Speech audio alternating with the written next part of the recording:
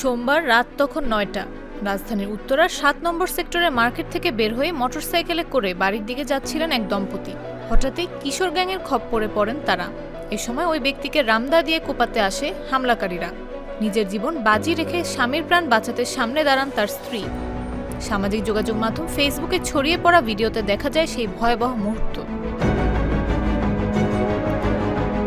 জনসম্মুখে দম্পতিকে কোপানোর ভিডিওতে দেখা যায় ক্ষিপ্ত হয়ে দুই সন্ত্রাসী ওই দম্পতিকে রামদা দিয়ে হামলা করছে।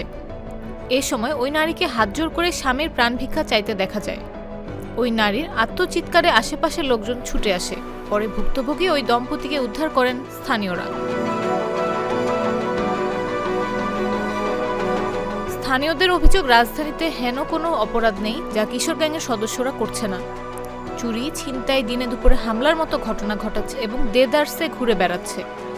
তারা ইচ্ছাকৃতভাবে মানুষের সঙ্গে ঝামেলা বাঁধিয়ে অস্ত্রের ভয় দেখিয়ে মোবাইল ও মানিব্যাগ, সোনা গয়না ছিনিয়ে নেয়। ঘটনার প্রত্যক্ষদর্শীরা বলছেন, কিশোর গ্যাং চক্রটির সদস্যরা উত্তরা ৭ নম্বর সেক্টরের ভেতরে উচ্চ শব্দে মোটরসাইকেলের হর্ন বাজিয়ে দ্রুত গতিতে চালাচ্ছিল।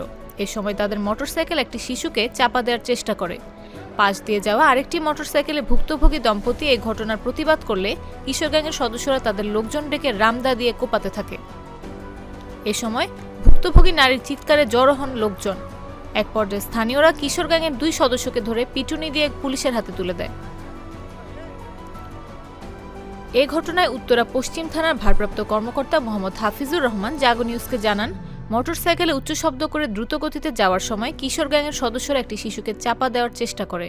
পাশ দিয়ে আরেকটি মোটরসাইকেলে যাওয়া দম্পতি প্রতিবাদ করে। এরপর কিশোর গ্যাংয়ের সদস্যরা তাদের লোকবল ডেকে দম্পতির উপর রামদা দিয়ে হামলা চালায়।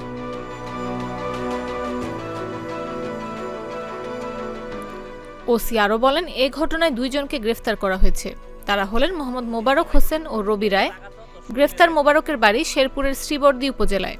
তিনি গাজীপুরের টঙ্গী পূর্ব থানা এলাকায় ভাড়া থাকেন। আর রবি রায়ের বাড়ি টঙ্গী পশ্চিম থানাধীন হাজির মাজার এলাকায়।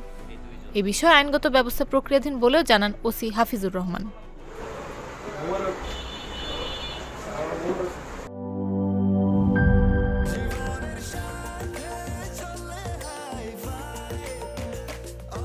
স্বাস্থ্যকর অল টাইম, সব সময় অল টাইম হেলদি লাইফ।